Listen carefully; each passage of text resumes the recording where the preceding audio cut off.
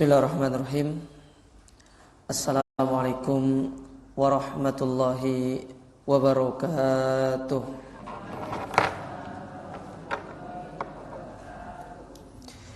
Innal hamdalillah nahmaduhu wa nasta'inuhu wa nastaghfiruh wa na'udzu billahi min shururi anfusina wa min sayyiati a'malina.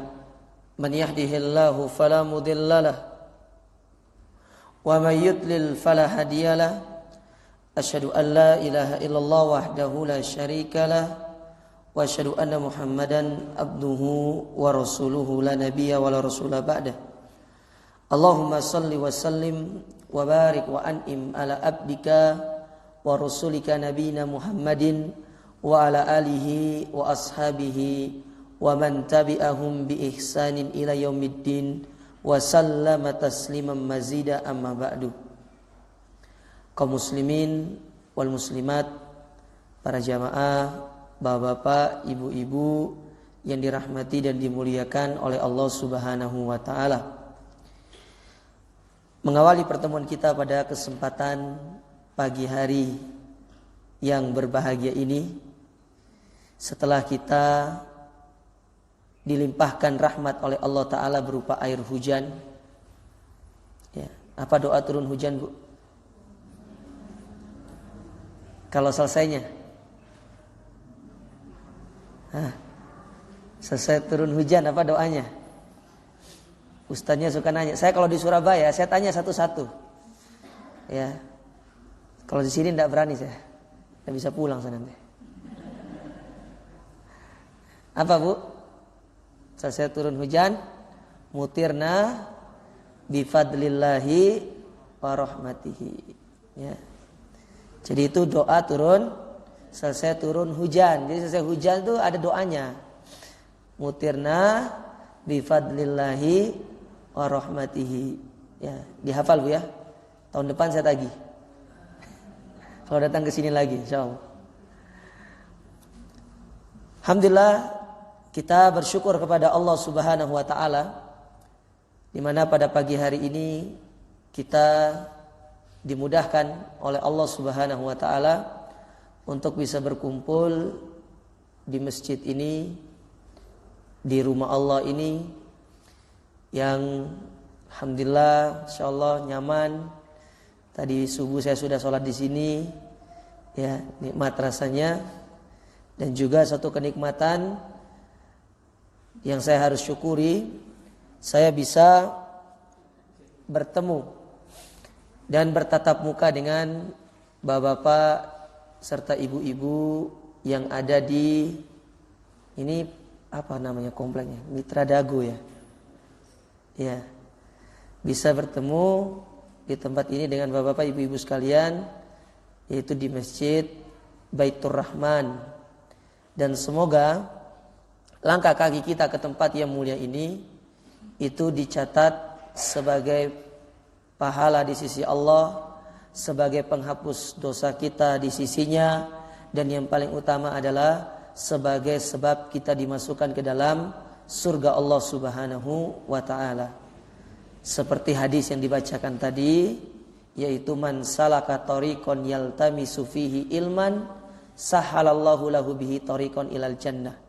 Barang siapa yang menempuh satu jalan, keluar dari rumahnya, datang ke pengajian, datang ke masjid kalau ada pengajian, ibu keluar. Misalkan kalau ada kegiatan di rumah, daripada di rumah itu cuma sekedar nonton TV, ya, atau juga di TV kalau jam-jam segini tuh acaranya infotainment, gosipin orang, ya, tidak ada faedahnya, nggak ada manfaatnya, Bu. Kalau ada undangan pengajian, keluar. Ikut pengajian, belajar, karena jalan yang kita tempuh untuk datang ke pengajian, baik dari kita berangkat sampai kita pulang, itu sebagai sebab Allah Subhanahu wa taala akan memudahkan jalan kita menuju surga Allah Subhanahu wa taala. Oleh karena itu, semoga kita berdoa kepada Allah, ya, jalan yang kita tempuh ke sini dari rumah ibu-ibu dan bapak-bapak sekalian dimudahkan oleh Allah sebagai jalannya untuk masuk ke dalam surganya kelak. Allahumma amin. Salawat serta salam kepada baginda Rasulullah sallallahu alaihi wasallam, kepada para sahabat beliau, keluarga-keluarga beliau, serta orang-orang yang mengikuti beliau di atas tuntunannya sampai hari kiamat kelak. Para jamaah yang dirahmati oleh Allah, tema kita pada kesempatan yang berbahagia ini apa Bu judulnya?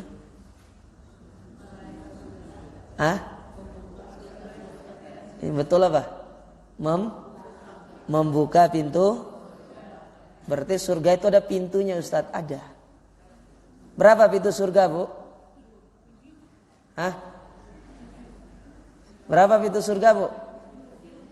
Berapa? Yang bilang 7 siapa? Yang bilang 8 siapa? 7 atau 8? Wah, terjadi perselisihan ibu-ibu. Pintu surga itu ada 8. Pintu surga itu ada 8. Kalau pintu neraka ada berapa? Wah.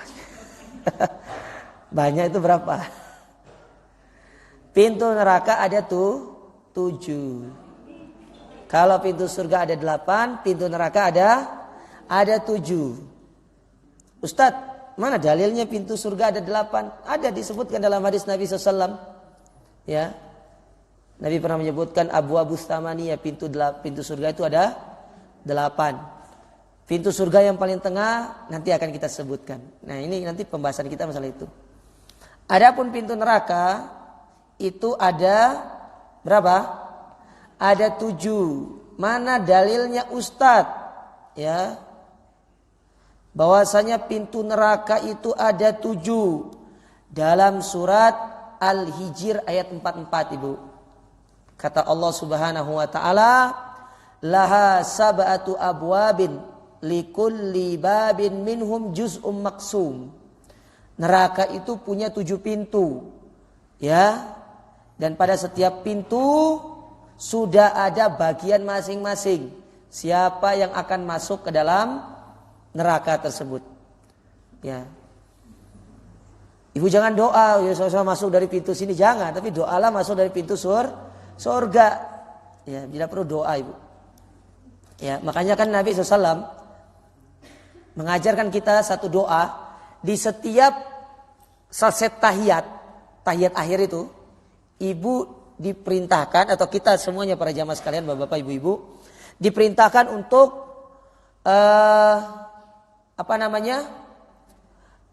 membaca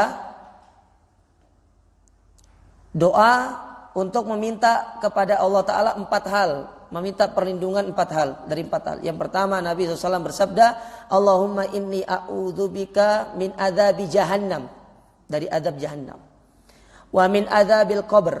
Dari azab kubur. Wa min fitnatil mahya wal mamat. Dari fitnah dunia dan kematian. Wa min syarri fitnati masihid dajjal. Dan dari fitnahnya dajjal. Serta dari bala tentaranya dajjal. Ya. Maka jangan doa nanti Allah saya ingin ketemu dajjal. Jangan. Tentaranya saja kalah kita orang. Ya. Jadi minta 4 hal itu. Kapan dibacanya Ustaz? Sebelum salam. Jadi pas tasyahud, innaka hamidum majid. Ibu di situ disuruh berdoa. Di antara doanya itu. Hafal enggak? Hafal enggak? Harus hafal ya. Ya. Masa resep masakan hafal itu enggak hafal Bu? Taib. Jadi kita akan belajar tentang membuka pintu surga. Sebelum saya sebutkan apa saja amalan-amalan yang bisa membuka pintu surga, saya ingin cerita sedikit tentang keindahan surga. Surga itu Bu, Pak, itu merupakan tempat yang sangat luar biasa. Sangat penuh dengan kenikmatan. Makanya Allah Ta'ala menyebutkan nama lain dari surga itu Darun Naim. Tempat kenikmatan yang sangat banyak. Saking banyaknya nikmat di dalam surga itu, apa yang kita minta Allah kasih. Apa yang kita butuhkan Allah berikan. Bahkan saking kita dimanjanya di dalam surga itu, kita tidak perlu mengambil sendiri apa yang kita inginkan. Allah siapkan bagi kita pelayan-pelayan. Ya, Allah siapkan bagi kita asisten yang kita kalau meminta sesuatu dia langsung akan membawakan. Ya. Kalau kita kan kalau apalagi pas waktu Idul Fitri mudik kan asistennya pulang, otomatis rumah ngurus sendiri. Kalau ini tidak, Allah jadikan asisten bagi kita bukan satu, bukan dua, bukan tiga, tapi banyak asistennya. Seperti yang Allah Subhanahu wa taala firmankan di dalam surat Al-Insan.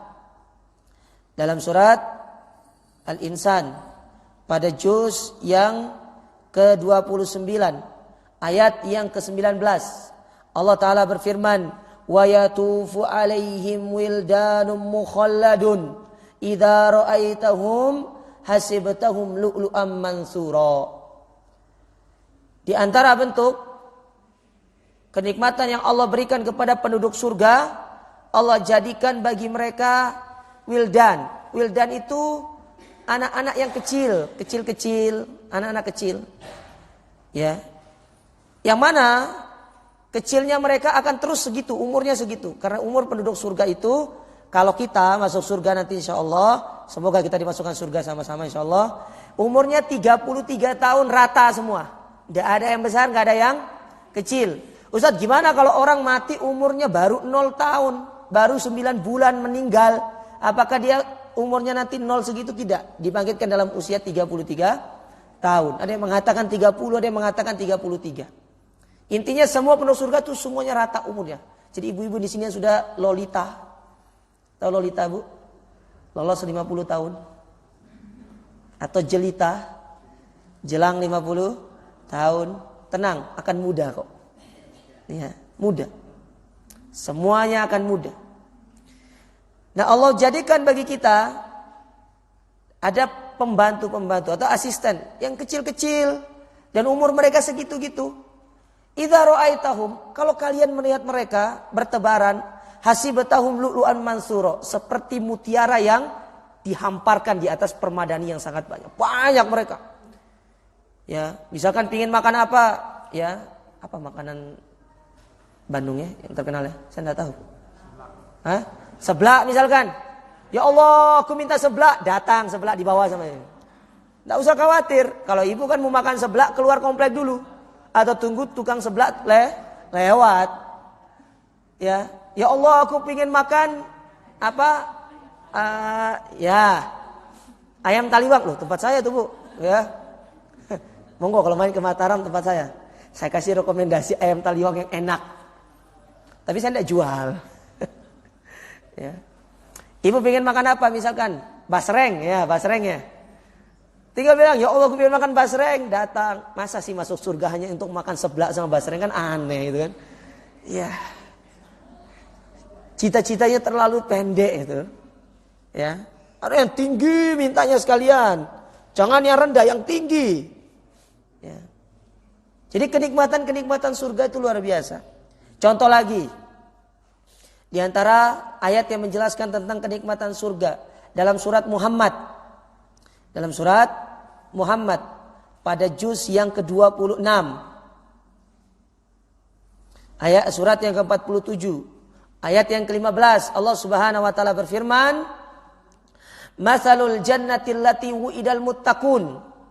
Perumpamaan surga yang Allah siapkan bagi orang-orang yang bertakwa. Bagaimana perumpamaannya? Fiha anharun min ma'in ghairi asin atau ghairi asin. Di dalamnya ada sungai-sungai yang mengalir air yang tidak payau. Gimana air tidak payau itu? Jadi rasa airnya tidak payau. Segar pokoknya. Ibu pernah minum air yang paling segar di dunia, lebih segar air yang ada di surga. Ustaz sudah coba, kan saya belum meninggal, Bu. Saya belum mati. Ya. Lebih segar daripada air yang ada di dunia. Apapun air yang dibilang air segar di dunia tidak bisa mengalahkan kesegaran air yang ada di surga. Wa anharun min asalin wa anharun min labanin lam yataghayyar ta'muhu. Dan juga ada sungai-sungai yang mengalir di dalamnya susu yang tidak akan pernah berubah bau dan rasanya. Ibu beli susu di Alfamart depan, di Indomaret, ya susu UHT itu ibu tusuk biarkan dia seharian. Basi atau enggak? Basi. Ibu buat susu pagi hari, sore hari sudah basi. Di surga enggak ada basinya. Selalu segar. Bahkan lebih segar daripada susu yang diperas dari sapinya. Atau dari unta. Pernah minum susu unta kan? Belum? Ya kasihan. Enak susu unta tuh. Tapi sama kok. Sama kayak susu sapi kurang lebih. Nggak ada bedanya. Cuma yang harus dicoba itu kencingnya. Loh, iya. Yang punya penyakit itu insya Allah sembuh dengan kencing unta itu. Ustaz sudah coba? Sudah. Ya. Minumnya di Hudaybiyah. Jangan kalau beli di kalau beli di toko-toko itu mahal, Bu. Ya, ibu pergi ke Hudaybiyah nanti kalau ibu umroh, ya. Saya doakan semua umroh bareng-bareng nih semuanya. Ibu umroh minta sama mutawifnya antar saya ke Hudaybiyah mau minum susu unta, langsung diperas nanti. Tapi jangan nanti langsung minum dari induknya, bahaya nanti. Ya, diperas nanti. Itu satu baskom itu, baskom besar baskom yang sering di rumah sakit itu itu loh, yang sering dipakai operasi atau apa biasanya itu baskom. Itu harganya 15 real. Harganya 15, ya kali 4.000 ya sekitar 60 lah. Ya itu bisa diminum sama 10 orang itu mungkin. Banyak soalnya. Nanti bisa kencingnya buat minum. Ya, itu bisa insya Allah dengan izin Allah Ta'ala menyembuhkan penyakit. Ya. Dengan izin Allah Ta'ala. Ya, minum kucing. Jadi tidak berubah bau dan rasanya. Kalau susu di dunia semua berubah bau rasanya. Tidak bisa dikonsumsi dengan dalam jangka waktu yang lama. Dan juga kata Nabi kata Allah Ta'ala, wa anharun min khamrin ladzatil lisyaribin. Di surga juga ada sungai-sungai yang mengalir khamar. Kalau di dunia kita diharamkan yang namanya khamar, di surga Allah siapkan khamar. Tapi khamar yang tidak memabukkan. Ya, khamar yang sangat enak. Ya, Allah siapkan. Wa anharun min asalin musaffa. Dan juga di surga itu ada sungai-sungai yang mengalir di dalamnya madu yang sangat murni. Kalau ibu beli madu di dunia, bapak-bapak beli madu di dunia, itu banyak apanya, kadang-kadang dicampur. Ya, atau tidak murni, ada dicampur dengan air gula, ada yang dicampur dengan air biasa sehingga kelihatan banyak, ya. Tapi di surga madunya murni, madunya asli, dijamin keasliannya. Karena yang membuat madu itu sendiri langsung adalah Allah Subhanahu wa Ta'ala. Nah, ini di antara gambaran-gambaran keindahan surga. Kalau ibu ingin membaca bagaimana keindahan surga, bapak-bapak ingin baca keindahan surga, bisa dibaca di dalam kitab Riyadhus Shalihin pada bab yang terakhir. Bab terakhir dari karangan Al-Imam An-Nawawi. Di situ Al-Imam An-Nawawi mengumpulkan hadis-hadis yang berbicara tentang pesona surga.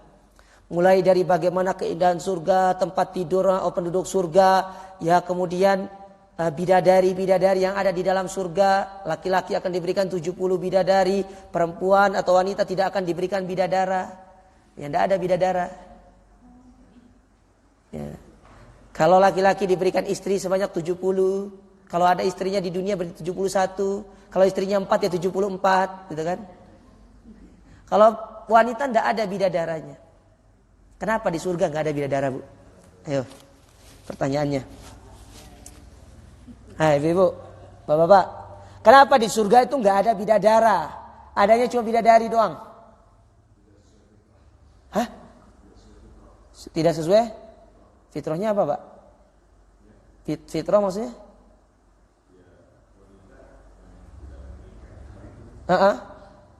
Terus? Ini dia jawabannya nih. Betul. Di dunia wanita itu enggak terfitnahnya bukan kepada laki-laki, tapi fitnahnya kepada apa? Fulus, harta. Ya. Benar tidak? Suka belanja. Ya. Itu wanita. Makanya Allah siapkan di surga itu apa? Mall katanya. Allah siapkan mall. Terus apa nama mallnya itu? Mall surga gitu. Ya. Di surga itu makanya Allah siapkan apa? Gelas dari emas, piring dari emas, ya. Kemudian bejana dari emas, istana terbuat dari emas. Untuk apa? Untuk memanjakan kaum wanita. Ya. Memanjakan kaum wanita. Karena wanita itu di dunia sukanya kepada harta. Ya. Coba suaminya bilang, misalkan lagi jalan ke mall, "Bu, ambil Bu tas yang pingin ibu mau." Oh, Masya Allah, ahlan wa sahlan. Ya. Tapi kalau laki-laki, terfitnahnya kepada wanita. Ya, kecenderungan fitrah laki-laki itu suka kepada wanita. Makanya Allah siapkan bagi laki-laki di surga itu bidadari. Makanya 70 bidadari. Benar Ustaz? Iya benar. Kalau ada istrinya tambah 1 istrinya. Ya kalau 2 istrinya ya tambah 2. Di dunia kalau istrinya 2 ya tambah 2 itu 72. Kalau 4 ya 74. Kalau nggak ada Ustaz, ya sudah dia dapat 70 saja. Ya. Oleh karena itu, ini di antara pesona-pesona surga. Taib. Lalu bagaimana caranya Ustaz supaya kita bisa masuk ke dalam surga? Amalan apa saja yang bisa kita lakukan untuk kita bisa masuk ke dalam surga? Yang pertama Bu, Pak, yaitu istiqomah di dalam melakukan ketaatan dan meninggalkan maksiat. Istiqomah dalam melakukan ketaatan dan meninggalkan maksiat. Istiqomah itu berat. Tapi kalau orang bisa istiqomah sampai dia meninggal dunia, ini jalan untuk dia masuk ke dalam surga. Tetap melakukan ibadah, dia tetap terus dijaga ibadahnya, terus dijaga dirinya tidak terjatuh ke dalam dosa, itu memang berat. Makanya Allah siapkan orang yang bisa menjaga dirinya, tetap istiqomah, bisa konsisten di atas ketaatan dan menjauhkan dosa. Apa pahalanya? Allah masukkan dia ke dalam surga. Allah jadikan dia membuka pintu surga nanti. Mana dalilnya Ustaz? Di antaranya dalam surat Al-Kahfi. Dalam surat Al-Kahfi ayat yang ke-107 sampai 108. Allah Ta'ala berfirman, "Innal ladzina amanu wa amilus solihat kanat lahum jannatul firdausi nuzula." Sesungguhnya orang-orang yang senantiasa beriman sama Allah. Apa orang yang beriman itu? Orang yang ikhlas. Dia ibadah ikhlas karena Allah. Dia sedekah semata-mata mengharapkan pahala sisi Allah. Dia sholat semata-mata ingin mengharapkan ganjaran sisi Allah. Dia datang ke majelis ilmu, datang ke pengajian. Itu karena Allah. Bukan karena ingin ketemuan sama customernya. Nanti kita ketemuan di kajian aja ya. Ya. Tapi karena Allah dia datang untuk belajar. Ya, untuk kita mengobati kebodohan akan agama yang mulia ini. Dia datang ikhlas karena Allah Ta'ala. Dan dia beramal soleh kata Allah di sini. Kanat lahum jannatul firdausi nuzula. Allah berikan bagi dia apa? Surga firdaus. Bukan surga yang main-main Bu. Surga firdaus. Surga yang paling tinggi. Karena surga itu memiliki 100 tingkatan. Surga yang paling tinggi namanya surga firdaus. Ya. Allah jaminkan kita surga yang paling tinggi, surga firdaus. Surga yang tempatnya para nabi, tempatnya para orang soleh, tempatnya orang yang mati syahid, tempat orang-orang yang jujur di dalam keimanannya. Itu surga firdaus. Kita dikumpulkan bersama mereka. Dengan syarat apa? Istiqomah dalam melakukan ketaatan dan menjauhkan maksiat. Ya. Bagaimana sifat mereka di dalam surga itu? Khalidina fiha la yabghu anha hiwala. Di dalamnya mereka akan kekal, tidak akan keluar selama-lamanya. Jadi orang masuk surga itu tidak akan keluar lagi. Misalkan Ustadz, ada nggak ceritanya orang masuk surga dulu baru masuk neraka? Tidak ada. Orang kalau sudah masuk surga tidak akan keluar. Beda sama orang masuk neraka untuk diazab, untuk disiksa dulu karena dosa yang dia lakukan. Itu nanti kalau habis masa kayak orang penjara itu loh Bu. Kan dihukum, ya toh? 5 tahun. Selesai masa 5 tahun dikeluarkan. Jadi bebas dia. Nah kalau ini apa? Kalau orang neraka ini intensitas dosanya berapa sih? Oh sekian harus disiksa selama misalkan 10 hari. 10 hari itu lumayan Bu. Karena satu hari di sisi Allah itu 1000 tahun. Satu hari di akhirat selamanya 1000 tahun di dunia. Ini bahaya katanya. Ya, makanya jangan coba-coba masuk neraka. Ya, enggak usah coba-cobalah, langsung masuk surga saja. Ya. Nah, disiksa dulu. Kalau sudah masa habis penyiksaannya, baru dia dikeluarkan sama Allah, dimasukkan ke dalam surga. Tapi tidak langsung dimasukkan surga, dimandikan dulu. Karena kan baru keluar dari api gosong, Bu, hitam. Nanti masuk neraka, masuk surga, nanti kaget penduduk surga nih. Ini siapa ini kan? Kok hitam pekat gini? Nah, jadi dimandikan dulu di telaganya Nabi yang bernama Al-Kautsar. Nabi punya telaga namanya Al-Kautsar. Lebarnya, panjangnya sejauh 1 bulan perjalanan. Nanti kita akan meminum dari telaga Nabi itu. Kata Nabi SAW disebutkan dalam hadis yang sahih. Beliau mengatakan jumlah bejana, jumlah gelas yang dipakai untuk minum itu sejumlah bintang yang ada di langit. Ada yang bisa hitung? Saya kasih hadiah yang bisa hitung. Saya kasih hadiah umroh gratis. Umrohnya gratis, Bu, tapi tiket pesawatnya, hotelnya bayar sendiri. Umrohnya, tawafnya gratis. Tawaf, sa'i, itu gratis, Bu. Tapi tiket pesawatnya, hotelnya, itu bayar sendiri. Ya. Jadi, apa namanya? Sampai di mana tadi kita? Al-Kautsar. Ya, telaganya Nabi itu lebar. Ya, tidak ada telaga yang lebih lebar dari telaganya Nabi. Semua para Nabi itu diberikan telaga. Tapi telaganya Nabi lebih lebar. Ya, paling besar, paling luas, paling banyak yang akan mendatanginya. Makanya Nabi menyebutkan, ya, kita disuruh untuk apa? Tazawwadul wadudul walud. Nikahilah wanita yang subur. Kenapa? Fa'ana kata Nabi SAW, fa'ana farihun bikasiril umami yaumal qiyamah, atau kama qala Nabi SAW, nikahilah wanita yang subur karena aku akan berbangga dengan banyaknya umatku nanti di hari kiamat. Karena Nabi itu, para Nabi itu, ada berapa jumlah Nabi dulu? Jumlah Nabi berapa? Para jamaah sekalian. Nah, yang betul saya kasih hadiah kalau ini beneran. Tapi jangan nyontek. Dilarang lihat Google. Lihat Google haram. Ya. Ada berapa?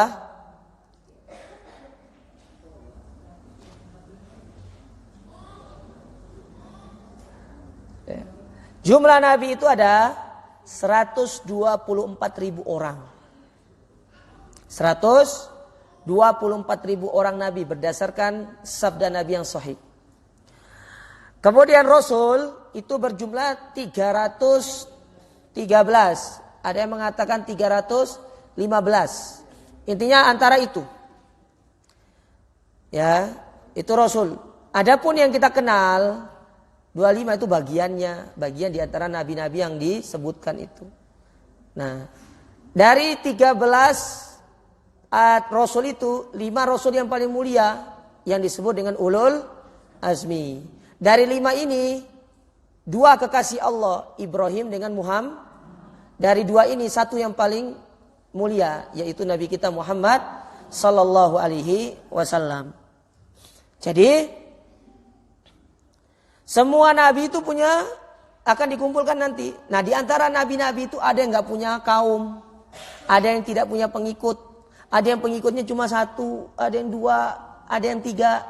Tapi Nabi kita SAW ya akan menjadi Nabi yang paling banyak pengikutnya. Makanya beliau menyuruh kita untuk apa? Kalau bisa cari atau menikah dengan wanita yang subur, dengan banyak dari riwayat keturunannya itu apa subur. Makanya di sini ibu-ibu nggak usah KB. Ya, ikut KB alami saja yang Allah turunkan itu. Dengan menyapi anaknya selama memberikan susu anaknya selama 2 tahun. Ya, itu KB alami, itu lebih bagus, lebih sehat. Ya. Biar banyak anak banyak rezeki. Ya. Jadi kalau orang Makassar itu punya anak perempuan senang dia. Ya, punya banyak uang panai nanti. Taib. Jadi istiqomah. Dalil yang kedua dalam surat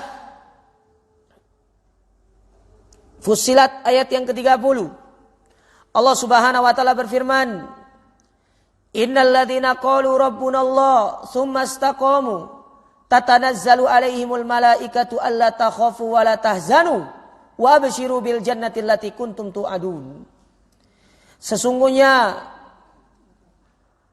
mereka-mereka yang mengatakan Allah sebagai Tuhan kami, yang telah mengikrarkan diri mereka bahwasanya Allah itu adalah Tuhan kami, Allahu Ahad, itu mengucapkan la ilaha illallah. Tsumma istaqamu, lalu dia istiqomah menjalankan konsekuensi yang dia ucapkan, karena la ilaha illallah itu ada konsekuensinya. Setelah orang mengucapkan la ilaha illallah, apa konsekuensinya? Pertama, meninggalkan segala macam bentuk peribadatan kepada selain Allah. Yang kedua, menjalankan segala ketaatan. Yang ketiga, meninggalkan segala maksiat. Itu konsekuensinya. Jadi orang yang benar-benar mengucapkan la ilaha illallah itu harus menjalankan konsekuensinya. Apa janji Allah Ta'ala kepada orang-orang yang seperti ini? Akan turun kepada malaikat, akan turun kepada mereka para malaikat. Tatanazzal. Tatanazzal itu turun yang sangat terus banyak tatanazzal. Ya. Akan turun yang sangat banyak. Mereka akan mengatakan kepada orang-orang yang beriman, Allah takhafu, jangan kalian sedih, jangan kalian takut, wala tahzanu, jangan sedih. Ya. Wa abshiru bil jannati allati kuntum tu'adun. Kami akan berikan kabar gembira kepada kalian. Apa itu? Kalian kalau istiqomah, konsisten di atas ketaatan kalian, meninggalkan maksiat, kabar gembiranya adalah berupa surga yang selama ini telah Allah janjikan kepada kalian. Ya. Surga. Allah janjikan kepada kita surga. Yang mana keindahan surga kata Nabi SAW. Allah Subhanahu wa taala berfirman dalam hadis qudsi, a'datu li ibadiyas solihin mala ainun ra'at wala udhunun sami'at wala khatara ala qalbi bashar. Surga yang Allah siapkan itu tidak pernah dilihat oleh mata keindahannya, tidak pernah didengar oleh telinga, tidak pernah terlintas di dalam sanubari manusia. Tidak ada yang pernah melihat, tidak ada yang pernah mendengar, tidak ada yang pernah terfikirkan tentang keindahan surga itu. Taman apa yang paling indah di Bandung ini tidak bisa mengalahkan taman yang ada di surga. Indah. Makanya istiqomah. Itu dari Al-Quran. Sekarang dari hadis Nabi, Bu. Dalam Sahih Bukhari, nomor hadis 7280. Berapa, Bu? 7280. Nabi alaihissalatu wassalam bersabda, An Abi Hurairah radhiyallahu taala anhu, dari Abu Hurairah radhiyallahu taala anhu, qala, beliau berkata, qala Nabi sallallahu alaihi wasallam, Nabi alaihi salatu wasallam pernah bersabda, kullu ummati yadkhulunal jannata illa man aba. Seluruh umatku itu akan masuk surga kecuali orang-orang yang enggan. Jadi ada orang-orang yang tidak mau masuk surga. Tapi pada hakikatnya kita diajak untuk masuk surga sama Nabi alaihi salatu wassalam. Faqalu, maka ketika mendengar Nabi mengatakan ini, para sahabat bertanya kepada Nabi SAW, ya Rasulullah, wa man ya'bah? Siapa sih orang yang enggan itu untuk masuk surga? Kok ada orang gak mau masuk surga itu? Ini orang yang tidak waras. Orang gak mau masuk surga itu orang yang tidak waras. Ya.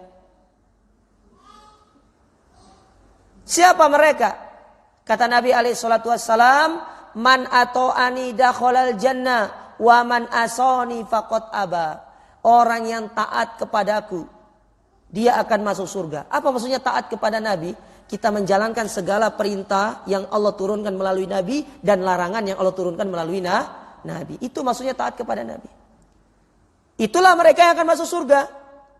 Tapi barang siapa yang bermaksiat kepadaku, artinya tidak mau taat terhadap perintah Nabi, apa yang Nabi diturunkan oleh Allah kepada Nabi, itulah contoh orang-orang yang enggan untuk masuk surga. Nah, kita kan diperintahkan, Nabi Allah menurunkan melalui nabinya perintah sholat, perintah puasa, perintah zakat, perintah haji, ikuti. Ya, menjaga hubungan dengan tetangga, menjaga hubungan baik dengan teman, berbakti kepada suami, itu perintah Allah dan diturunkan sama Nabi alaihi salatu wasallam. Bahkan berkaitan dengan taat kepada suami, ini khusus buat ibu-ibu. Bapak-bapak tidak ada ini. Ibu-ibu. Kata Nabi alaihi salatu wassalam dalam hadis yang hasan, beliau mengatakan, ya, idza shallatil mar'atu khamsaha, ya, wa shamat syahraha, wa hafizat farjaha, wa ata'at zaujaha, qila laha udkhulul jannati min ayyi babi syi'ti laha. Apabila seorang wanita salat 5 waktunya dijaga tepat waktu. Jangan nanti injury time mau salat. Ya, mau habis waktu baru ambil salat, ambil wudu. Kenapa? Nonton infotainment kelamaan. Dengar azan langsung salat. Itu caranya. Yang kedua, berpuasa di bulan Ramadan. Kalau dia tidak sempat puasa di bulan Ramadan, selesai Ramadan dia ganti. Ibu yang belum ganti puasanya ganti sekarang. Ya, masih ada waktu. Ya. Ustaz, tapi saya sakit-sakitan, saya tidak bisa puasa, harus minum obat. Ganti dengan membayar apa? Fidyah. Ya. Diganti dengan membayar fidyah. Karena bagaimanapun hutang puasa harus diganti. Itu hutang, Bu. Ya, namanya hutang, ibu kalau hutang sama orang kan harus bayar, betul tidak? Ya. Kemudian yang ketiga, menjaga harga dirinya. Terutama di saat suaminya pergi meninggalkan dia. Dan yang keempat, sifat wanita ini apa kata Nabi SAW? Taat kepada suaminya. Taat dalam hal yang baik. Kalau suaminya menyuruh kepada keburukan, tidak boleh taat. Misalkan contoh, ada mangga tetangga, disuruh, ya Bu, ngambil mangga itu katanya. Ya, kan katanya suruh taat sama suami itu, ambil mangga itu demi suamimu. Tidak boleh, nyuri namanya. Ya tidak boleh. Selama hal-hal yang bersifat kebaikan, taat. Tapi kalau keburukan, nasihati suami. Tapi ingat, menasihati suami itu jangan mendikte suami. Suami itu pemimpin. Bila perlu cara menasihati suami itu, ajak suami untuk berpikir. Pak, kalau begini apakah tidak salah? Dia berpikir sendiri suami itu. Kadang apa yang membuat suami itu marah kalau dinasihati? Didikte suaminya. Ya, Bapak itu begini. Bapak salah. Tidak boleh begitu. Ya. Ajak berpikir suaminya itu. Kalau wanita ini punya 4 hal ini, apa kata Nabi SAW kepada wanita seperti ini? Masuklah dari pintu surga yang dia mau. Suruh pilih. Ini bagi wanita. Suruh pilih pintu surga yang dia mau. Yang 8 itu mau masuk dari pintu pertama, kedua, ketiga, keempat, kelima, keenam, ketujuh, ke-8. Silakan. Yang penting jangan pintu ke-9. Tidak ada soalnya. Ya. Suruh pilih. Tapi jarang orang yang bisa punya 4 sifat. Kecuali mereka-mereka yang senantiasa istiqomah. Konsisten melakukan ketaatan kepada Allah Subhanahu wa taala. Itu yang keberapa, Bu? Pertama, yaitu konsisten dalam melakukan ketaatan dan dalam menjauhkan diri dari perbuatan maksiat. Yang kedua, yaitu dengan tilawatul Quran wal amalu bihi, membaca Quran dan mengamalkannya. Jadi ada 2, baca dan amal. Tidak cukup baca doang, tapi apa? Diamalkan.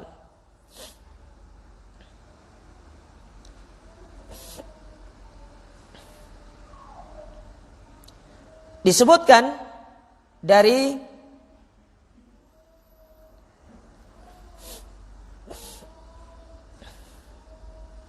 Abdullah ibnu Amr radhiyallahu taala anhuma, anin Nabi sallallahu alaihi wasallam, dari Nabi alaihi salatu wassalam qala, beliau bersabda, yuqalu li sahibil Qur'an, akan dikatakan kepada orang-orang yang suka membaca Quran dan dia mengamalkan Al-Quran. Apa dikatakan kepada orang ini? Iqra, bacalah, wartaki, dan teruslah naik. Warattil kama kunta turattil fid dunya. Ya, dan bacalah dengan secara tartil sebagaimana engkau sering membaca Al-Quran secara tartil di dunia. Fa inna manzilataka inda akhiri ayatin taqra'u biha, karena tempatmu di surga itu sampai di mana engkau membaca Quran terakhir di dunia. Ibu kalau sering baca Quran di dunia, misalkan 10 kali selama hidup ibu hatamkan 10 kali, 10 kali itu akan diputar terus. Terus diputar sampai tingkatan berapa, di situ surga ibu nanti. Ya kalau di dunia cuma bacanya trikul, kul wallahu ahad, kul a'udzu birabbil falaq, ya itu aja diputer. Nah, makanya baca Quran itu jangan dijadikan sebagai apa? Salah satu penghias lemari buku. Kapan baca Quran? Pas puasa doang. Salah ini. Baca setiap hari. Bila perlu hari kita tidak boleh tidak terisi dengan Al-Quran.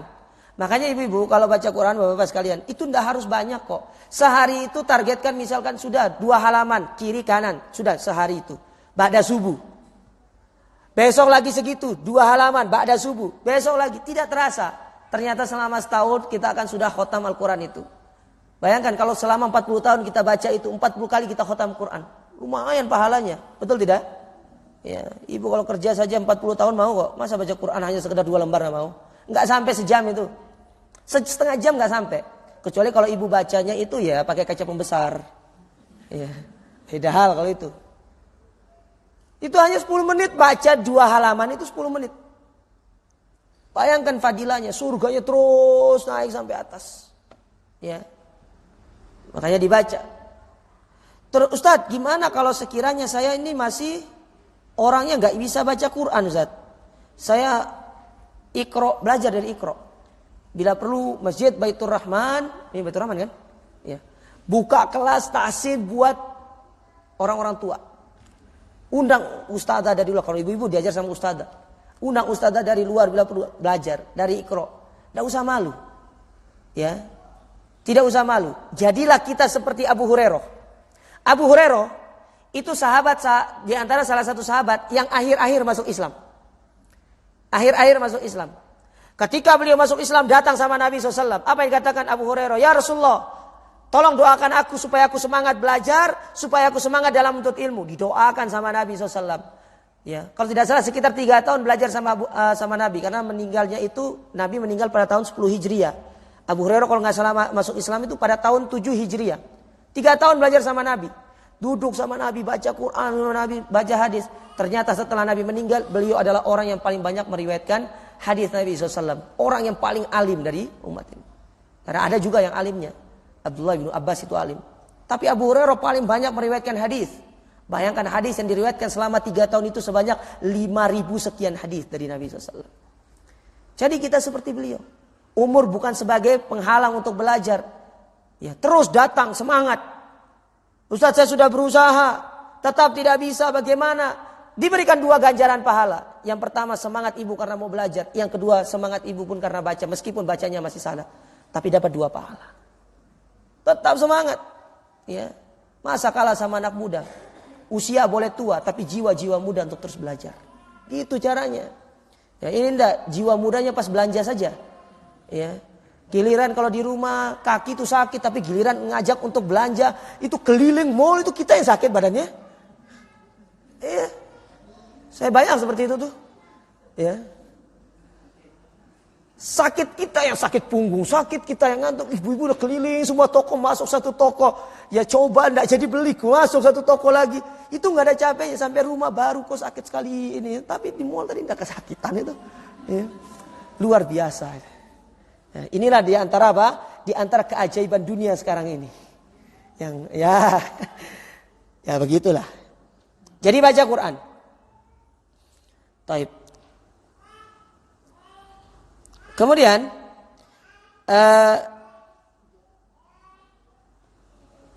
saya sebutkan, saya turunkan dulu dalil yang lain yang menjelaskan tentang keutamaan dari masing-masing surat.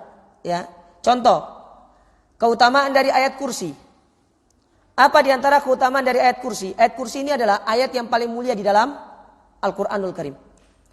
Bukan surat ya, ayat. Ayat yang paling mulia. Jadi di dalam Al-Quran itu ada sekian ribu ayat, yang paling mulia adalah ayat kursi. Apa kata Nabi SAW tentang ayat kursi? Disebutkan dalam hadis diriwayatkan Imam An-Nasa'i dan yang lainnya dari sahabat Abu Umamah radhiyallahu taala anhu qala Rasulullah sallallahu alaihi wasallam, bahwasanya Rasulullah SAW pernah bersabda, man qara'a ayatil kursi, man qara'a ayatul kursi, barang siapa yang membaca ayat kursi fi duburi kulli sholatin maktubatin, pada setiap akhir solat. Apa maksudnya akhir solat? Zikir. Ngerti Bu? Kan ibu selesai salam, assalamualaikum, kan disuruh zikir. Di antara rentetan zikir itu ada ayat kursinya. Ya kan? Kan setelah ibu nih, setelah bapak zikir kan assalamualaikum, astagfirullah, ya, astagfirullah, Allahumma antas salam wa minkas salam tabarakta ya dzal jalali wal ikram, sampai nanti subhanallah 3 kali, Allahu akbar 33 kali, kemudian apalagi ya 33 kali. Nanti setelah itu kita disuruh baca apa? Ayat kursi dan 3 surat terakhir. Pas waktu apa? Ibu kalau belum hafal, ibu beli bukunya saja. Zikir pagi petang dan doa wirid selesai sholat itu ada yang itu dibeli saja. Ustadz dibaca nggak apa-apa baca, tidak ada masalah. Itu kalau belum hafal. Karena Allah mengatakan la yukallifullahu nafsan illa wus'aha. Allah tidak membebani suatu kaum sesuai dengan kemampuannya. Ibu baca saja. Jadi ibu sholat nih, taruh sampingnya. Assalamualaikum, assalamualaikum. Jangan taruh HP samping. Nanti selesai sholat nanti buka WA nanti. Taruh itu, ambil, buka, baca. Tidak sampai 10 menit kok, cuma 5 menit baca itu. Iya. Apalagi kalau ibu merutinkan baca zikir pagi dan apa manfaat zikir pagi dan petang itu? Untuk menjaga diri kita dari gangguan sihir dan jin. Ya. Kadang-kadang kan kita zaman sekarang itu sihir jin tuh banyak. Orang tukang sihir itu juga banyak sekarang. Ya. Apa manfaat kita baca zikir di pagi? Supaya kita dijaga pada waktu pagi. Apa manfaat kita baca zikir pagi dan petang di waktu sore? Supaya kita dijaga di waktu malam. Karena tukang sihir itu paling banyak bekerja di malam hari. Bisa dipahami ibu-ibu, bapak-bapak sekalian ya? Taib. Nah kata Nabi SAW, barang siapa yang membaca ayat kursi pada setiap selesai sholat yang wajib. Jadi zikir itu hanya sholat. Sholat sunnah itu tidak ada zikirnya. Tidak ada zikirnya. Ya, adapun seperti sholat witir, ya bisa dikatakan zikir, ya subhanal malikil kudus, subhanal malikil kudus, subhanal malikil kudus, rabbul malaikati warruh, itu aja. Atau selesai sholat duha itu ada, ya, ada. Kalau tidak salah ada dua sholat aja yang punya doa selesai sholat, ya, sholat duha dan selesai sholat witir. Adapun sholat sunnah yang lain tidak ada, ya, tidak ada. Taib. Kata Nabi SAW, kalau dia merutinkan membaca hal ini, ya, pada setiap selesai sholat yang wajib, lam yamna'hu min duhulil jannah ila an yamut, maka tidak akan ada yang bisa menghalangi dia untuk masuk ke dalam surga. Tidak ada yang bisa menghalangi dia. Langsung masuk aja, melempem aja masuk itu. Ya. Yang penting dirutinkan. Ya. Bisa dipahami? Baik. Sekarang surat yang lain. Ya, yang memiliki keutamaan. Surat Tabarok. Surat Al-Mulk. Ya, Tabarakalladzi biyadihil mulk.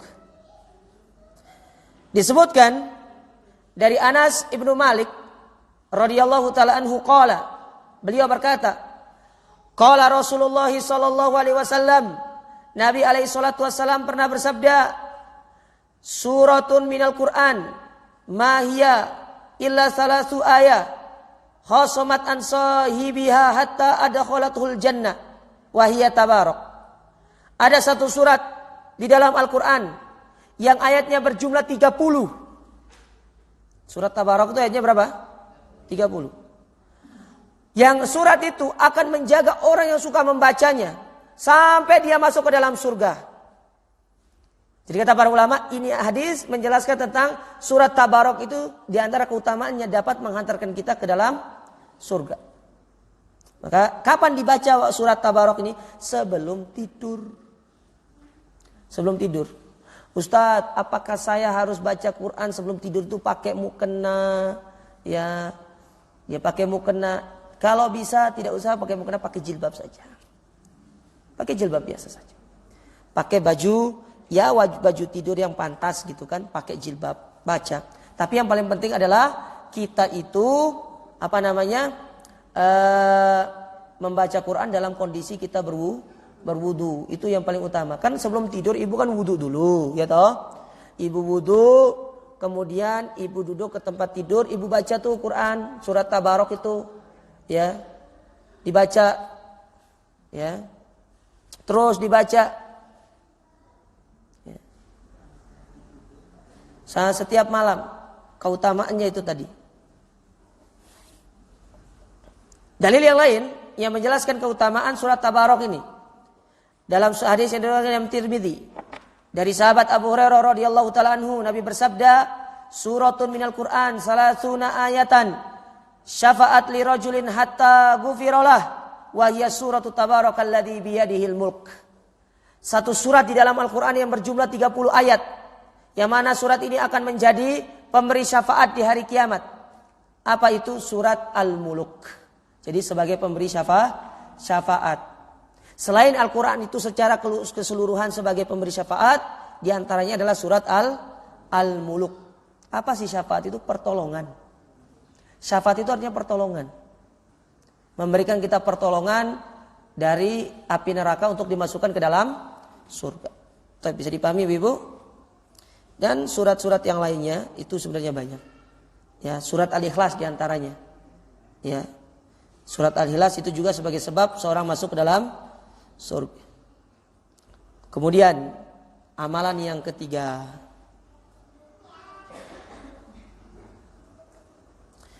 di antara amalan yang bisa menjadikan kita membuka pintu surga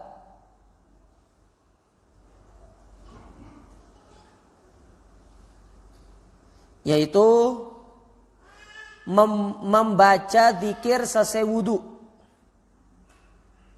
Membaca doa selesai wudu. Disebutkan dalam hadis riwayat Imam Muslim. Imam Muslim nomor hadis 234.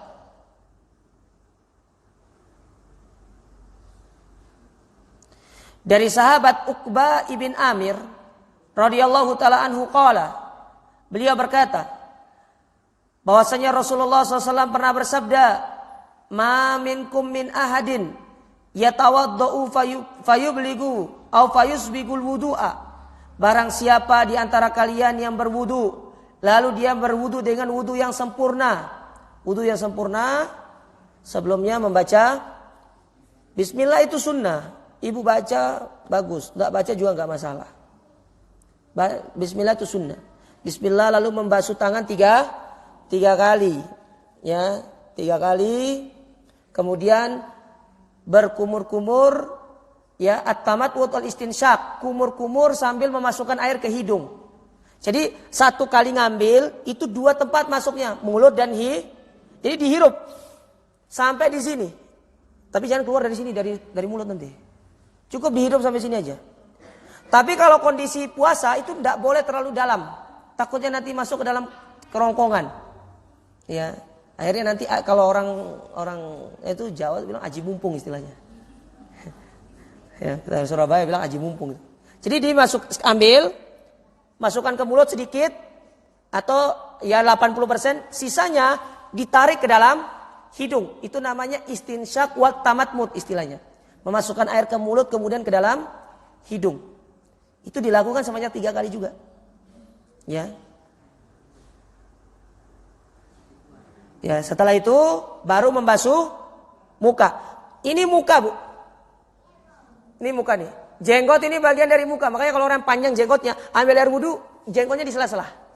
Ibu enggak punya jenggot soalnya. Kalau yang punya jenggot itu diambil, nanti di sela-sela. Apalagi yang tebal-tebal jenggotnya kayak orang-orang Arab itu juga ada orang-orang Arab. Harus di sela-sela begini. Supaya kulit ini kena. Kalau nggak kena, berarti wudunya ada yang tidak kena bagian itu, wudunya tidak sah jadinya. Jadi diambil, diusap begini, di sela-sela begini. Ya. Itu sebanyak 3 kali. Baru membasuh tangan. Ya, membasuh tangan. Sampai siku. Ingat, ketika sampai siku itu diputar. Karena ada kadang-kadang siku itu tidak kena. Dilolosin dikit. Dari siku itu lolosin dikit. Supaya ambil amannya, ambil jarak aman. Karena ada orang yang wudhu tuh begini-gini doang. Akhirnya ini tidak kena. Tidak sah jadinya wudhunya itu. Karena Nabi bersabda, la sholata liman la wudhu'a. Tidak ada sholat bagi orang yang tidak berwudhu. Kalau wudhunya tidak sah, sholatnya tidak sah. Bisa dipahami? Ya, makanya diputar. Ya. Ya, makanya di antara wudhunya Nabi SAW itu ambil air dari atas diginikan. Ya. Kalau dari keran juga nggak apa-apa, yang penting diputar. Dari sini juga nggak apa-apa, tapi Nabi itu mencontohkan dari atas biasanya. Jadi putar. Ada jam tangan, dilepas jam tangannya. Ini nanti tidak kena ininya biasanya. Ya. Ada cincinnya diginikan cincinnya nanti. Bisa dipahami? Taib. Cincinnya diputar-putar. Misalnya kalau dilepas ini takut hilang Ustaz, diputar-putar aja. Yang penting kena. Bisa dipahami ya? Kemudian basuh kepala, ya toh. Kepala itu kalau nabinya mencontohkan begini, dari ambil kemudian ke belakang, balik lagi ke depan, ininya masuk, diputar gini. Nah,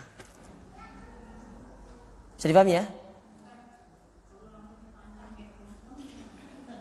Kalau sampai sini panjangnya jangan. Ya sudah semampunya saja. Ya semampunya saja. Ya kalau mau diginikan juga nggak apa-apa. Ya. Nah, diginikan, tapi jangan nanti sambil duduk sambil nyatok nanti kan. Ya jangan. Ya nggak ada kerjaan kalau ini. Ya.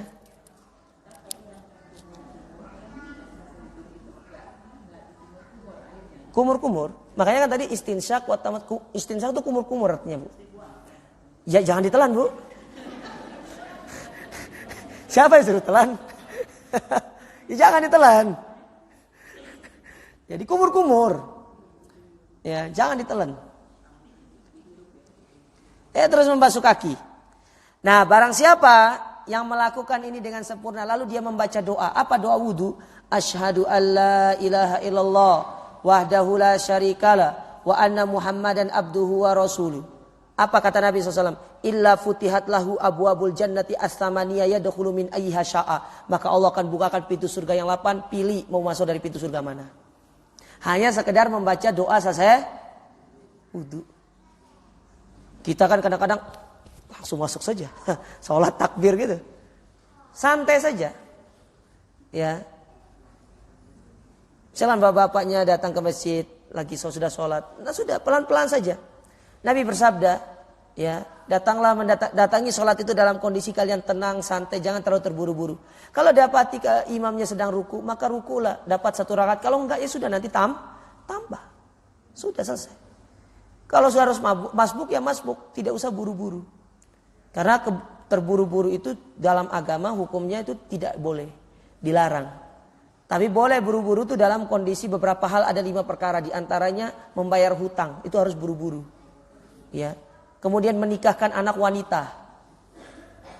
Ibu-ibu punya anak wanita segera nikahkan, karena bahaya.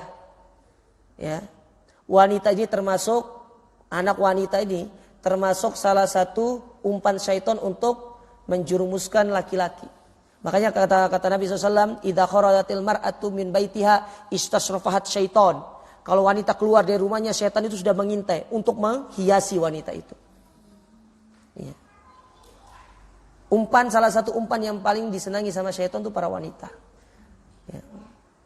Makanya kita disuruh untuk para wanita itu disuruh untuk ya benar-benar menjaga dirinya dari predator-predator yang tidak bertanggung jawab. Ya.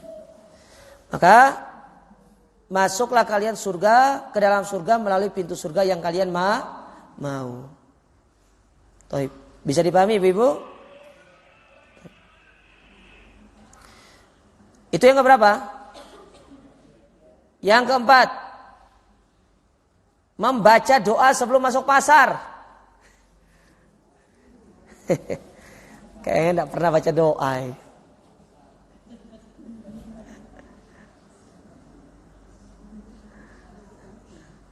Kayaknya enggak pernah doa ibu-ibu nih. Disebutkan dari Umar ibn Khattab radhiyallahu taala anhu. Hadis ini dikeluarkan oleh Tirmidzi. Nabi SAW pernah bersabda, "Man dakhala suqa," barang siapa yang masuk pasar. Faqala, lalu dia mengatakan, "La ilaha illallah wahdahu la syarikalah. Lahul mulku wa lahul hamdu, yuhyi wa yumit, wa huwa hayyun la yamut, biyadihil khair, wa huwa ala kulli syai'in qadir." Ya, itu doanya. Saya ulangi. La ilaha illallah wahdahu la syarikalah, lahul mulku wa lahul hamdu, yuhyi wa yumit, wa huwa hayyun la yamut, biyadihil khair, wa huwa ala kulli syai'in qadir. Kataballahu lahu alfi hasanatin. Maka Allah akan tuliskan bagi orang baca doa ini 1000 bukan 1000. Tahu-tahu sampai rumah lo kok beli, padahal enggak butuh sebenarnya. Ya itu bisa ditangkal dengan kita berdoa kepada Allah Subhanahu wa ta'ala. Kemudian yang keberapa Bu? Yang kelima, menuntut ilmu agama. Nah, seperti kita ini sekarang. Belajar ilmu agama itu termasuk jalan menuju surga. Dari hadis Nabi Abu Hurairah yang diriwayatkan oleh Imam Muslim. Ibu catat aja dalilnya, itu sudah kita bacakan tadi. Yaitu 2699. Sahih Muslim. 2699. Nanti bisa dilihat di rumah kalau punya buku Sahih Muslim. Yaitu apa?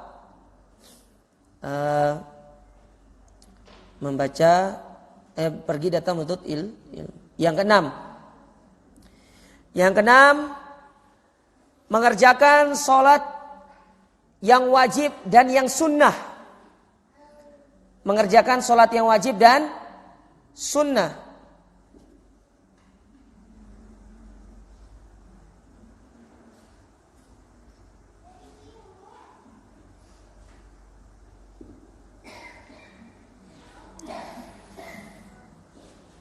Taib.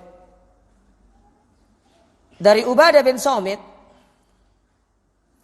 radhiyallahu taala anhu, Nabi bersabda, "Khamsu sholawatin katabahunna Allahu 'alal ibad." Ada 5 salat yang diwajibkan oleh Allah kepada hamba-hambanya. Faman jaa'a bihinna lam yudayyi minhunna syai'an istighfafan bihaqqihinna.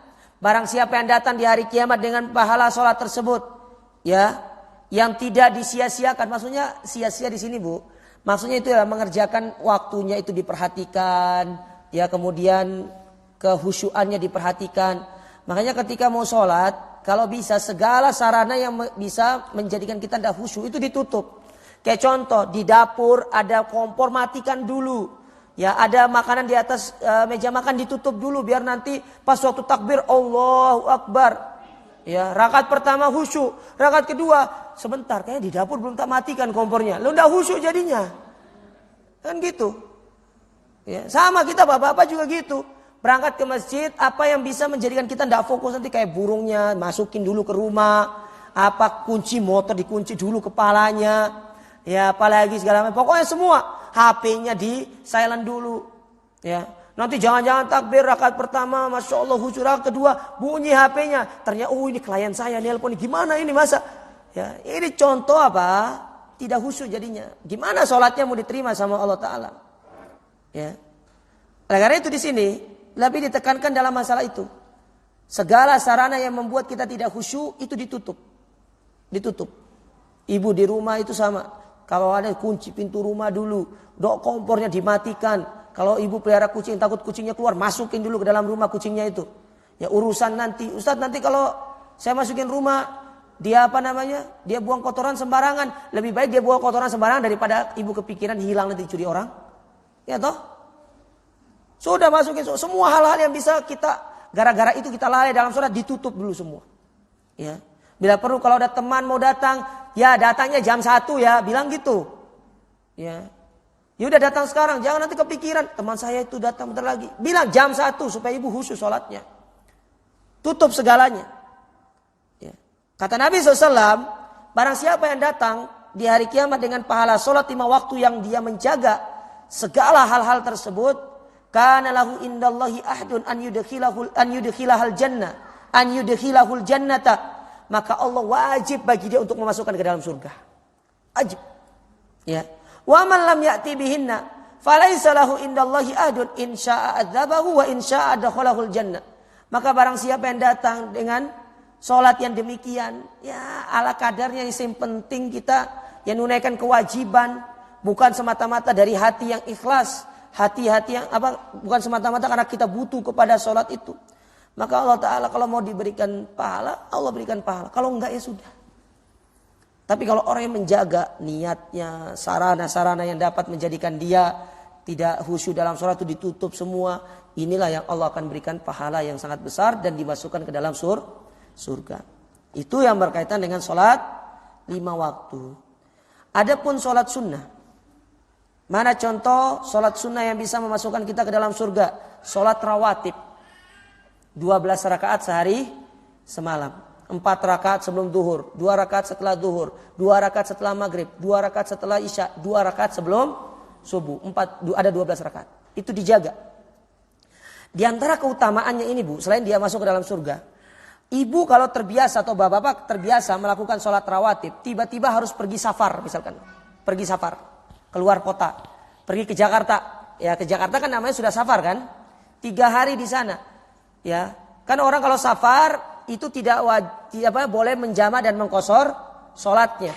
Ya, boleh menjama mengqashar sholat. Yang 4 jadi 2, yang 3 nggak boleh jadi 1,5. Yang 2 nggak boleh jadi 1 juga.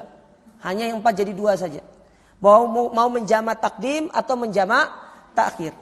Tapi yang paling utama, meskipun tidak melakukan sholat sunnah ketika safar, kalau di rumah itu sudah kebiasaan melakukan sholat sunnah, rawatib misalkan, selama safar itu tetap Allah catat pahalanya. Tetap Allah catat. Kata para ulama ini dalil yang menunjukkan apa? Bahwasanya tidak selamanya amalan yang banyak itu dikerjakan itu pahalanya lebih besar. Ini contohnya, orang pergi safar, ngerjakan sholatnya itu yang 4 jadi 2, itu kan sedikit toh. Tidak ditambah dengan sholat sunnah, ini pahalanya lebih besar daripada mengerjakan sholat secara sempurna dan ditambah dengan sholat sunnah. Lebih utama kerjakan yang 2 itu tadi, ya, dan tidak ditambah dengan sholat sunnah itu lebih utama. Bisa dipahami para jamaah sekalian ya. Misal pergi ke Jakarta sekarang nih, ya, pergi ke Jakarta 3 hari di sana, ya sudah 3 hari itu bapak ibu dikatakan safar. 3 hari itu silakan dijama dan dikosor sholatnya. 3 hari itu tidak usah sholat sunnah, tetap pahalanya dicatat sama Allah Subhanahu Wa Taala. Bisa dipahami ini? Iya. Ambil keringanan yang Allah berikan itu lebih utama daripada mengerjakan yang sempurna. Karena mengambil keringanan itu lebih dicintai sama Allah Taala. Ya. Bisa dipahami ini para jamaah sekalian ya? Baik.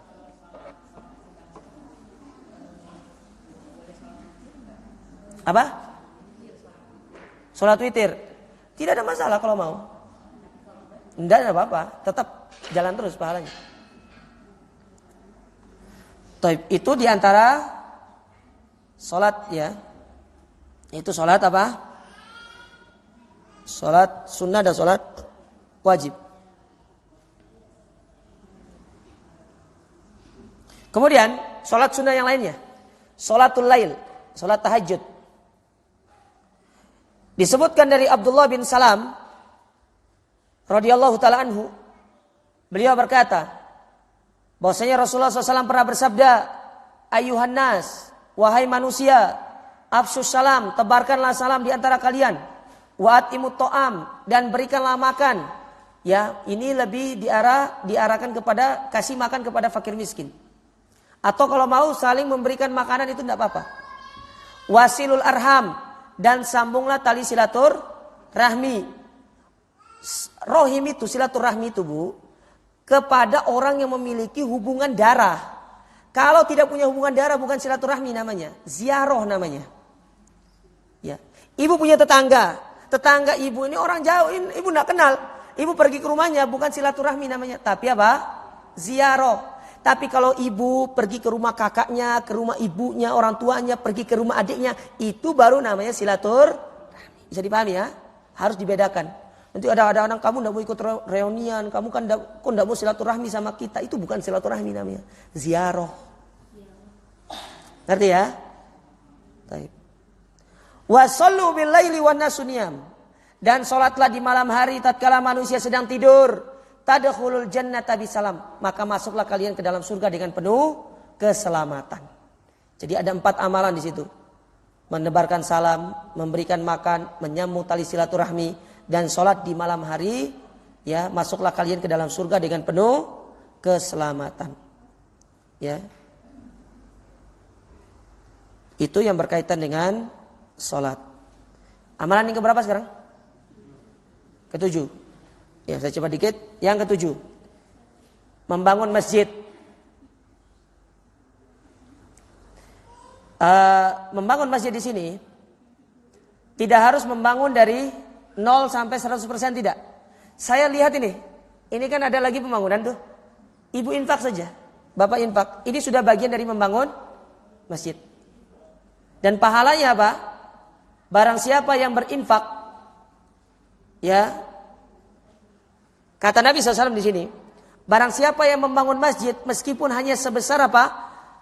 Kamaf khosi kitotin, seperti sangkar burung. Kan tidak mungkin bangun masjid seperti sangkar burung. Artinya apa? Berinfak meskipun uangnya itu segitu banyaknya gitu loh. Maksudnya hanya sekedar untuk membangun sangkar burung. Ya tidak mungkin lah menginfak kok masa sebesar sangkar burung. Misalkan saya cuma bisa infak membelikan semen 50 sak. Mungkin hanya itu bisanya. Kasihkan. Itu sudah dikatakan seperti membangun masjid. Kasih. Pahalanya apa? Allah bangunkan bagi kita istana di surga. Allah masukkan kita ke dalam surga. Allah bangunkan istana kita di dalam surga. Ya. Jadi ibu, bapak, infaklah ke masjid dalam rangka untuk mendapatkan pahala, ya, untuk masuk ke dalam surga. Kemudian saya sebutkan saja, ini biar kita bisa masuk tanya jawab saja. Amalan berikutnya yaitu saum, berpuasa. Kemudian yang berikutnya yaitu haji yang mabrur. Haji mabrur itu balasannya surga. Kemudian yang ke-10 yaitu berinfak di jalan Allah Subhanahu wa ta'ala. Nah, ini 10 yang bisa saya sebutkan. Sebenarnya banyak. Kalau dari buku ini itu ada sekitar 100 amalan yang bisa membuka pintu surga. Tapi kita sebutkan 1/10-nya saja. Ya, insyaallah kapan-kapan kalau kita ke Bandung lagi, kita ketemu, kita lanjutkan. Insyaallah.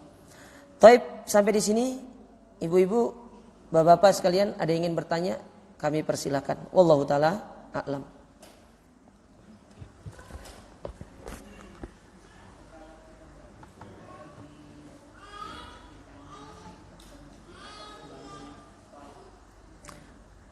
Kalau ditanya yang mana lebih utama, itu lebih baik ke masjid saja. Ya. Tapi kalau bisa dipisah dua-duanya nggak apa-apa. Bagi dua, Bu. Kalau punya uang 10 juta, 5 juta masjid, 5 juta, itu manfaatnya lebih banyak soalnya. Ke pesantren juga bagus. Kenapa? Di situ banyak orang sekolah. Mereka sekolah, ya mereka untuk ilmu juga pahalanya ngalir ke kita. Kalau bisa dipecah-pecah saja. Ya, itu lebih bagus. Bisa difahami ya? Ya boleh. Dipecah-pecah saja itu lebih bagus. Jadi semakin banyak yang menerima infak kita, itu semakin baik, semakin bagus. Kalau cuma satu, ya, kalau cuma satu misalkan, itu kan berarti sedikit sumber pahala kita. Tapi kalau dia semakin banyak sumber pahala yang kita bisa raih. Maka semakin banyak kita tempat berinfak itu lebih bagus. Bisa dipahami para jamaah sekalian ya?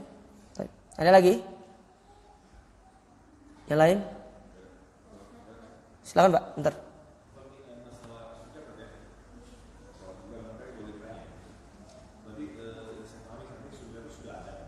Apa? Sudah ada.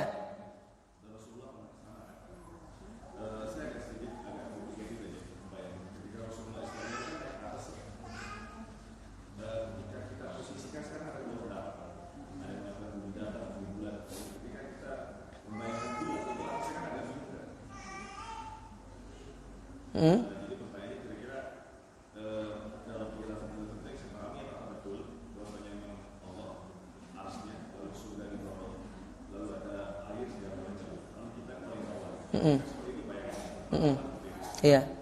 Taib. Kalau dari penjelasan para ulama, ya, pertama dari bumi. Bumi itu bulat berdasarkan dalil Al-Qur'anul Karim.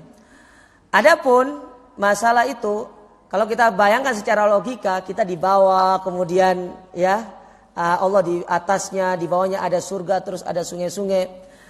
Kata para ulama, cukup kita imani saja. Kalau kita bayangkan, itu tidak sampai ke sana. Ya. Saya secara pribadi, saya tidak berani membayangkannya juga. Saya cukup mengimani berdasarkan kabar dari Al-Quran dan Sunnah. Adapun yang dikatakan dari para ulama juga, bahwasanya alam dunia dengan alam surga itu berbeda nanti. Ya. Surga ini sekarang sudah diciptakan. Ada sekarang ini. Tapi tidak, tempatnya bukan seperti di alam kita ini. Tapi beda tempat. Ya, seperti orang mati. Orang mati itu ketika dia dicabut ruhnya, dia bukan di dunia. Mungkin jasadnya di dunia. Memang jasadnya di dunia. Tapi ruhnya bukan di alam dunia ini. Tapi dia sudah masuk ke alam barzah namanya. Dan alam barzah itu berbeda dengan alam dunia. Tidak sama. Berbeda. Ya, kalau antara alam barzah dengan alam dunia sudah berbeda, maka para ulama menyebutkan begitu pula dengan alam akhirat nanti. Ya, alam akhirat sudah berbeda. Oleh karena itu, cukup kita imani apa yang datang kabar dari Allah Taala. Ya, apakah sekarang memang posisinya itu satu lurus gini dari naik ke atas itu lurus, bahwa saya Allah di atas, kemudian ada surga di bawahnya, lalu ada mengalir sungai-sungai, ya.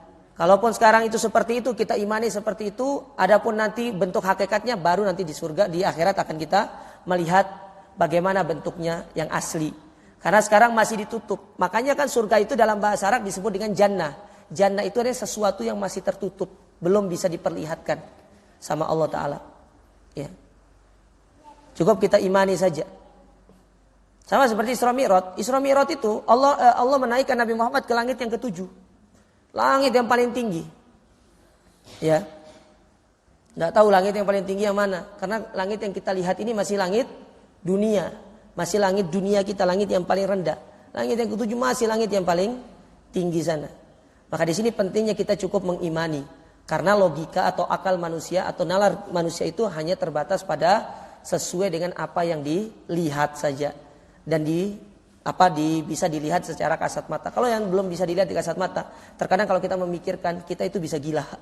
Itu yang menyebabkan kenapa orang-orang kayak ateis, mereka tidak percaya akan itu. Orang-orang liberal, mereka tidak percaya itu. Karena dia lebih mengedepankan logika. Seperti orang liberal mengatakan, kenapa kok di surga itu cuma orang Islam?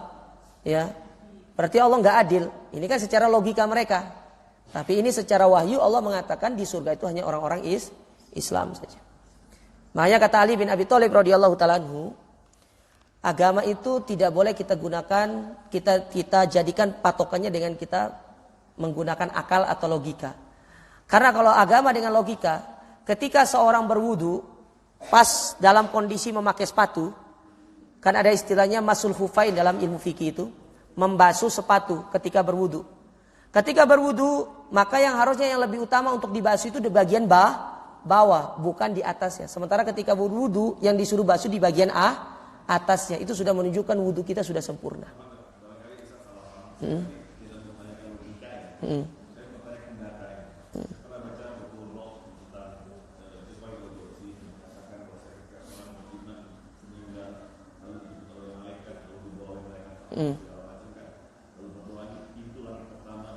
Iya.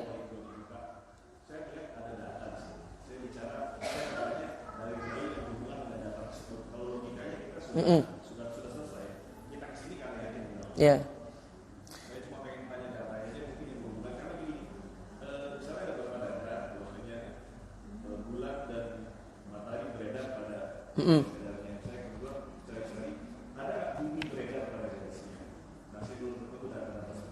Itu ada bukunya, Pak. Ada bukunya yang membantah teori bahwasanya bulan, kalau kita pahami kan, bumi mengelilingi bulan kan, bumi mengelilingi matahari kan. Ada itu bukunya dibantah bahwasanya bumi beredar pada porosnya, matahari juga beredar pada porosnya, dan matahari itu yang beredar mengelilingi bumi. Itu ada bukunya, ada dalilnya juga. Sebentar, saya carikan dalilnya dulu.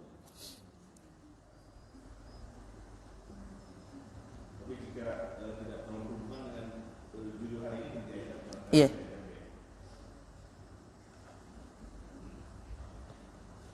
Baik.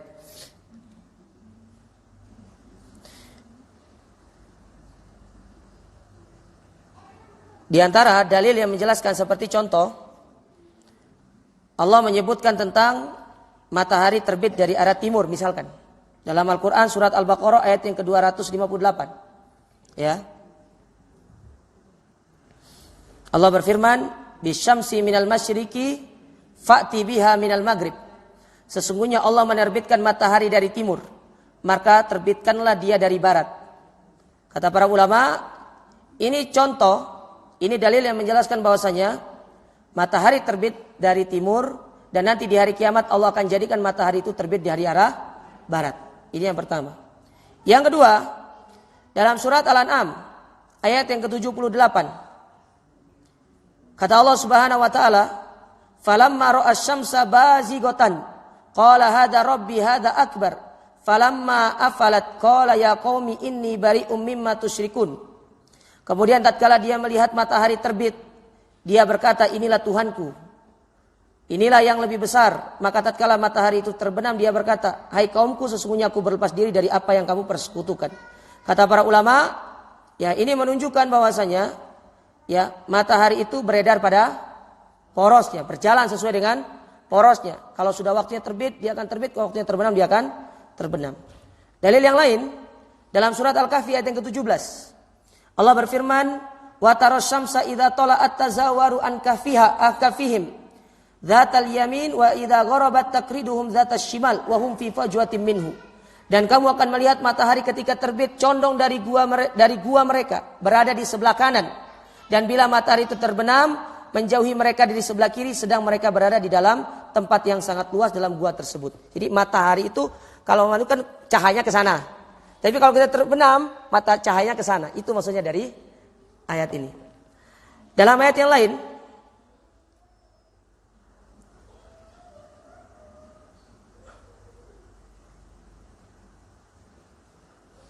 dalam surat Yasin. Dalam surat Yasin itu disebutkan. Ini dia, ayat yang 37 sampai 40. Allah berfirman, wa ayatun lahumul lailu naslahu minhun naharu fa idahum mudlimun. Dan suatu tanda kekuasaan Allah yang besar bagi mereka adalah malam. Ya, kami tinggalkan siang dan malam itu, maka dengan serta-merta mereka berada dalam kegelapan. Lalu Allah katakan, wasyamsi tajri li mustaqarril laha dzalika takdirul azizil alim. Dan matahari itu beredar di tempat peredarannya, kata Allah Ta'ala. Ya. Kata para ulama, ayat ini ya dijadikan sebagai ayat yang menjelaskan tentang satu, untuk membantah teori sains yang mengatakan bumi yang mengelilingi matahari, tapi yang betul itu adalah matahari yang mengelilingi bumi. Ini bantahan dari kalangan para ulama, termasuk dibawakan oleh Imam Ibnu Qayyim. Ya, bahwasanya selama ini kan kita diajarkan dalam teori itu tuh matahari bumi yang mengelilingi matahari. Yang betul itu adalah matahari yang mengelilingi bumi, bukan bumi yang mengelilingi matahari. Ya, ini yang betul berdasarkan ayat ini. Ya. Berdasarkan surat Yasin ayat yang ke-37 sampai 38 ini. Dan juga dari hadis Nabi SAW. Hadis yang diriwayatkan oleh Al-Imam Al-Bukhari dan Imam Muslim. Dari Abu Dzar radhiyallahu ta'ala anhu, Nabi bersabda, atadruna aina tadhhabu hadhihi syams? Apakah kalian tahu di mana matahari ini akan pergi? Qalu Allahu wa rasuluhu a'lam. Maka mereka menjawab, para sahabat, hanya Allah dan Rasulnya yang paling tahu. Maka Nabi mengatakan, inna hadhihi tajri hatta tantahiya ila mustaqarriha tahta arsy. Sesungguhnya matahari ini akan berjalan ya sampai tempat dia terbenam di bawah arasnya Allah Ta'ala. Ya. Fatakhirra sajidatan, maka dia matahari itu akan pergi bersujud kepada Allah Ta'ala. Fala tazalu kadzalika hatta yuqalu laha irtafi'i irji'i min haitsu ji'ta fatarji'u fatasbihu tali'an min matli'iha. Maka Allah berkata, pergilah engkau dari mana engkau terbit, nanti balik lagi ke tempat engkau terbenam. Ini dalil, ini hadis kata para ulama juga sebagai bantahan kepada mereka ya tentang bahwasanya matahari itu yang mengelilingi bumi dan bumi itu tidak bergerak, matahari yang bergerak. Bumi tidak bergerak, maksudnya bergerak itu bergerak seperti, nah tapi hanya bergerak apa? Bergerak berputar.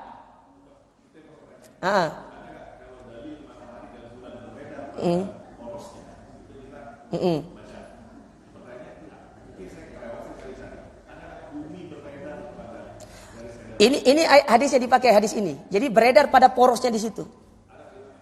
Itu kata Nabi SAW. Memang tidak disebutkan di sini. Tidak disebutkan di sini, tapi diturunkan oleh para ulama dalam penjelasannya. Berdasarkan hadis ini. Ya. Berdasarkan hadis ini. Jadi kalau selama ini yang kita tahu kan dicontohkan dalam teori apa itu? Ilmu apa itu? Ilmu fisika kalau nggak salah. Ilmu fisika ya. Pokoknya ilmu sains itu kalau di IPA itu kan nanti ada matahari tengah. Nanti dicontohkan sama guru itu begini dia berputar gini. kata para ulama, yang betul itu dia tetap sejajar. Bumi, planet-planet yang lain itu tetap sejajar, tapi yang berputar itu adalah matahari berputar dari timur menuju barat. Itu dia yang disebutkan oleh para ulama berdasarkan hadis ini dan ayat dalam firman Allah tadi. Ya. Adapun yang sering diajarkan kita ini matahari diam, bumi yang akan berputar, ya kemudian juga berputar pada porosnya begitu. Yang betul itu adalah dia tetap diam di tempatnya, tapi berputarnya hanya berputar begini saja. Ya berputar gini loh Pak. Ya bukan berputar yang begini, yang ada orbitnya yang besar itu. Ya, cuma berputar pada poros yang ini tidak ada disebutkan di dalam hadis Nabi SAW dan di dalam Al-Quran memang tidak disebutkan. Tapi itu diturunkan melalui penjelasan para ulama. Ya. Dikaitkan dengan apa? Surat Al-Muluk ayat 5.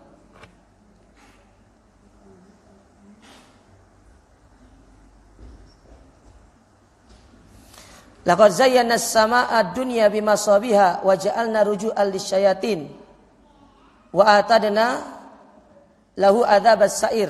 Dan sungguh telah kami hiasi langit yang dekat dengan bintang-bintang dan kami jadikan bintang-bintang sebagai alat pelempar setan dan kami sediakan bagi mereka azab neraka yang menyala-nyala. Ini ayat menjelaskan tentang fungsi dari bintang yang Allah ciptakan di bumi. Iya Pak, di langit. Karena di antara fungsi bintang, kata Nabi SAW, di antaranya adalah zinatun lis sama, sebagai penghiaslah langit. Yang kedua, sebagai pelempar syaitan. Karena di zaman dulu mereka sering menjadikan bintang itu sebagai alat untuk berdoa. Kalau ada bintang jatuh mereka berdoa. Ini ayat tidak ada kaitannya dengan itu tadi. Hanya menjelaskan tentang bagaimana fungsi bintang itu yang ada di langit. Ya. Secara fisiknya. Ya. Ya. Ya.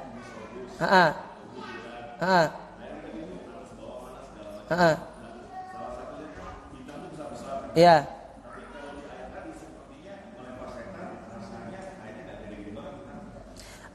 Maksudnya ayatnya gimana?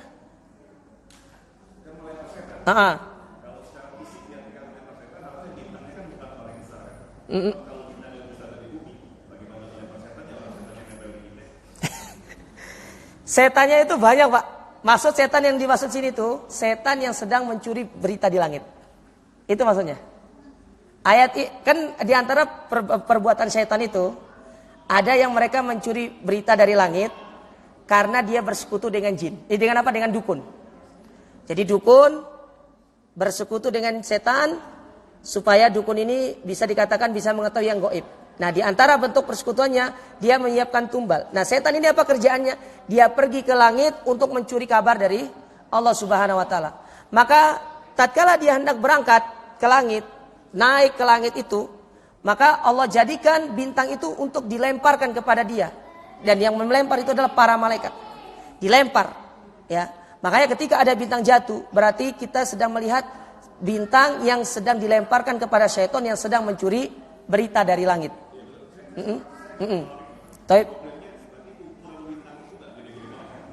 Kalau dari ukurannya wallahu alam, saya tidak tahu. Ya, cuma yang disebutkan seperti itu. Ya, saya tidak tahu. Ada lagi? Tidak ada? Cukup ya? Ini sudah mau jam 11. Ya, itu lagi.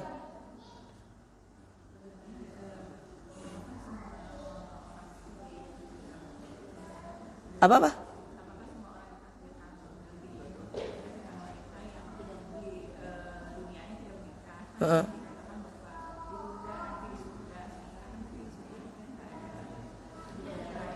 Jodoh itu bagian dari rizki. Bagian dari rizki. Itu masuk ke dalam rizki. Ya. Jodoh itu bagian dari rizki. Bukan dia berdiri sendiri, tapi dia masuk ke dalam rizki. Makanya kalau ada orang sudah usaha cari jodoh tapi tidak dapat-dapat, berarti memang bukan rezekinya. Iya, bukan rezekinya di dunia. Jodoh, kemudian anak, itu bagian dari rizki. Masuk ke dalam kategori rizki. Kan rizki itu umum. Ada uang, ada sehat, ada jodoh. Ya apalagi, ada ini itu. Itu masuk ke dalam satu kategori disebut dengan rizki. Kalau dia tidak dapat jodoh, berarti memang dia tidak punya rizki dari sisi jodoh. Itu dia. Bisa dipahami ya? Tapi para jamaah sekalian, saya rasa cukup ya. Mungkin ini bisa saya sampaikan. Ya, mohon maaf apabila ada kesalahan dan kekurangan dalam penyampaian saya. Ya, semoga ini bisa bisa menjadi ilmu kita dan bisa menjadi suatu hal yang dapat kita amalkan. Kita akhiri subhanakallahumma rabbana bihamdika asyhadu an la ilaha illa anta astaghfiruka wa atubu ilaik. Wassalamualaikum warahmatullahi wabarakatuh.